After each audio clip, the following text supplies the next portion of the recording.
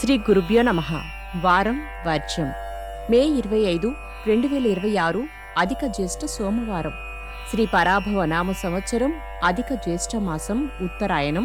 గ్రీష్మ ఋతువు శుక్లపక్షం రోహిణీ కార్తె.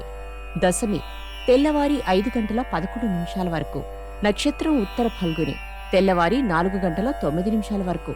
వర్జం ఉదయం 10 గంటల 27 నిమిషాల నుండి మధ్యాహ్నం 12 గంటల 9 నిమిషాల వరకు.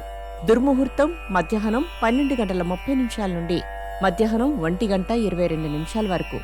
మరలా మధ్యాహ్నం 3 గంటల 6 నిమిషాల నుండి 3 గంటల 58 నిమిషాల వరకు. శుభ సమయం ఉదయం 6 గంటల 30 నిమిషాల నుండి 7 గంటల 30 నిమిషాల వరకు. రాహుకాలం ఉదయం 7 గంటల 30 నిమిషాల నుండి 9 గంటల వరకు. ద్వాదశ రాశుల వారు ఈరోజు చేసుకోవాల్సిన పూజలు: అర్ధనారీశ్వర స్తోత్రం చదవండి. గురువులను దర్శించండి. ద్వాదశ రాశులు. మేషరాశి. విదేశంలో నున్న మిత్రుల నుండి కానుకలు ధనము లభించు అవకాశం కనిపిస్తున్నది. బంధువుల కలయిక. వృషభ రాశి. నూతన వ్యాపార యత్నమును కొద్ది కాలము పాటు వాయిదా వేయటం మంచిది. నూతన విద్యావకాశాలు కలవు. మిథున రాశి.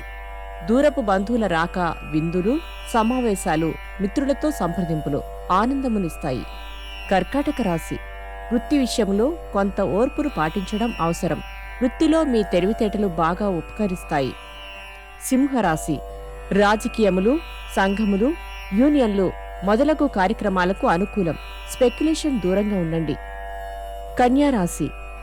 మీ నైపుణ్యాలకు, సమర్థతలకు సదవకాశము లభిస్తుంది. ఆధ్యాత్మికత పట్ల శ్రద్ధ కనపరుస్తారు. బంధువుల కలయిక. తులారాశి. సహోద్యోగులతో అనుబంధములు మెరుగుపడతాయి. పాత రుణములు వసూలవుతాయి. వాహన సౌఖ్యం కలదు. వృశ్చిక రాశి. కష్టమునకు తగిన ఫలితము వస్తుంది. సంతానము, విద్యా విషయంలో మిత్రుల సలహాలు ఉపయోగపడతాయి. ధనస్సు రాశి. బ్యాంకు ఖాతాలను, లాకర్స్ను ప్రారంభించుటకు అనుకూలమైన సమయం. ఆలోచనలు కార్యరూపం దాలుస్తాయి. మకర రాశి. సమయమునకు ఆహారము తీసుకుని మీ ఆరోగ్యమును పరిరక్షించుకోండి. వ్యవహారాలు సాఫీగా సాగుతాయి. కుంభరాశి. స్థలంలో మీరు ఆశించిన మార్పును పొందగలుగుతారు. కుటుంబ వ్యవహారాలు సైతం సానుకూలంగా ఉంటాయి. మీనరాశి. ముఖ్యమైన కార్యక్రమాలను గురించి ప్రాథమిక చర్చలను, రాత కోతలను పూర్తి చేస్తారు. వస్త్రలాభం. నమస్కారం.